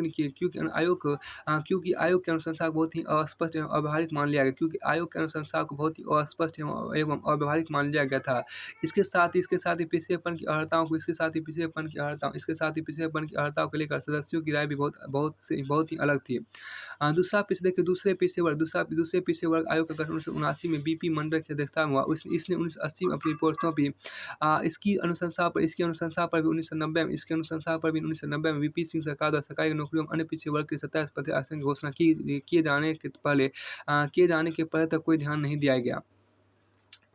अब देखिए यहाँ पर क्या इस समय विस्तृत जानकारी आपको अध्याय 7 में मंडल आयोग और उसके बाद देखिए यहाँ पर अब आपको यहाँ पर देखिए आगे आपको यहाँ पर है कि विशिष्ट वर्गों के यहाँ पे क्या आपको तय का 68.1 तय का 68.1 जो आपको है, तय का 68.1 जो आपको यहाँ पर वह विशिष्ट वर्गों के लिए विशिष्ट वर्गों के विशेष प्रावधानों से जुड़े अनुच्छेद आपको है। तय का 68.1 जो आपको वह विशिष्ट वर्गों के आपको विशेष प्रावधानों से जुड़े अनुच्छेद एक नज़र यहाँ पे है। अनुच्छेद देखिए अनुच्छेद 230 देखिए अनुच्छेद 330 यहाँ पर है। अनुच्छेद 330 से आपको देखिए अनुच्छेद 330 में आपको लोकसभा में अनुसूचित जाति लोकसभा अनुच्छेद 330 जो आपको है वो आपको लोकसभा में अनुसूचित जाति एवं अनुसूचित जनजाति के सीटों का आरक्षण है। अनुच्छेद 330 जो आपको है वो आपको लोकसभा में अनुसूचित जाति एवं अनुसूचित जनजाति के सीटों का आरक्षण है। अनुच्छेद अनुच्छेद 300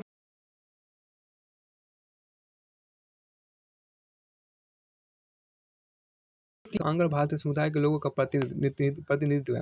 अनुच्छेद 331 जो आपको वो लोकसभा आंग्ल भारतीय समुदाय के लोगों का प्रतिनिधित्व है। अनुच्छेद 332 जो आपके यहाँ पर अनुच्छेद 332 आपको राज्य विधानसभा में अनुच्छेद 332 आपको राज्य विधानसभा में अनुसूचित जाति और अनुसूचित जनजाति की सीटों का आरक्षण है। अनुच्छेद 332 जो आपको यहाँ पर है वो आपको राज्य विधानसभाओं में अनुसूचित जाति एवं अनुसूचित जनजाति के लिए सीटों का आरक्षण है। अनुच्छेद 333 जो आपको राज्य विधानसभा आंग्ल भारतीय समुदाय के लोगों का प्रतिनिधित्व है। अनुच्छेद 333 जो आपका है वो राज्य विधानसभाओं में आंग्ल भारतीय समुदाय के लोगों का प्रतिनिधित्व है। अनुच्छेद 334 में आपको सीटों का आरक्षण देखिए सीटों का आरक्षण एवं विशेष देखिए सीटों का आरक्षण एवं विशेष प्रतिनिधित्व की व्यवस्था। अनुच्छेद 334 आपको सीटों का आरक्षण देखिए सीटों का आरक्षण एवं विशेष प्रतिनिधित्व की व्यवस्था 17 साल बाद समाप्त हो जाना। अनुच्छेद 334 में आपको सीटों का आरक्षण एवं विशेष प्रतिनिधित्व की व्यवस्था 17 साल बाद समाप्त हो जाना। अनुच्छेद 335 में आपको नौकरी एवं पदों पर अनुच्छेद 335 आपको नौकरी एवं पदों पर अनुसूचित जाति और अनुसूचित जनजाति का दावा। अनुच्छेद 335 के अनुसार आपको नौकरी एवं पदों पर अनुसूचित जाति और अनुसूचित जनजाति का दावा आपको है। अनुच्छेद 336 देखिए अनुच्छेद 336 आपको खास सेवा में आंग्ल भारतीय समुदाय के लिए विशेष प्रावधान। अनुच्छेद 336 आपको खास सेवाओं में आंग्ल भारतीय समुदाय के लिए विशेष प्रावधान है। अनुच्छेद 337 में आपको आंग्ल भारतीय समुदाय के हित में शैक्षिक अनुदान का विशेष प्रावधान। अनुच्छेद 337 में आंग्ल भारतीय समुदाय के हित में अनुच्छेद 337 में आपको आंग्ल भारतीय समुदाय के हित में शैक्षिक अनुदान का विशेष प्रावधान है। अनुच्छेद 338 में आपको अनुच्छेद 338 में अनुसूचित जातियों के लिए अनुच्छेद 338 में आपको अनुसूचित जातियों के राष्ट्रीय आयोग है। अनुच्छेद 338 में आपको अनुसूचित जातियों के राष्ट्रीय आयोग है। अनुच्छेद 338 ए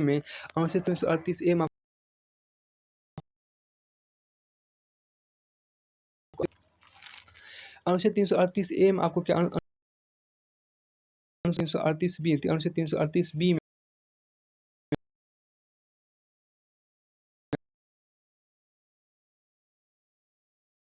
शासन पर केंद्र का नियंत्रण एवं अनुसूचित जनजाति का कल्याण आपको है।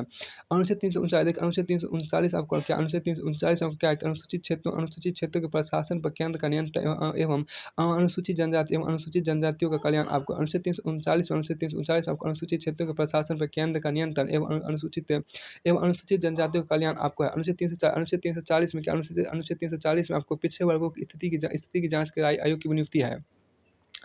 अनुच्छेद 340 में आपको पिछड़े वर्गों की स्थिति की जांच के लिए आयोग की नियुक्ति है। अनुच्छेद 340 में पिछड़े वर्गों की स्थिति की जांच के आपको आयोग की नियुक्ति है। अनुच्छेद 341 में आपको अनुसूचित जातियाँ हैं। अनुच्छेद 342 देखिए अनुच्छेद 342 में आपको अनुसूचित जनजातियाँ अनुच्छेद 342 में आपको अनुसूचित जनजातियाँ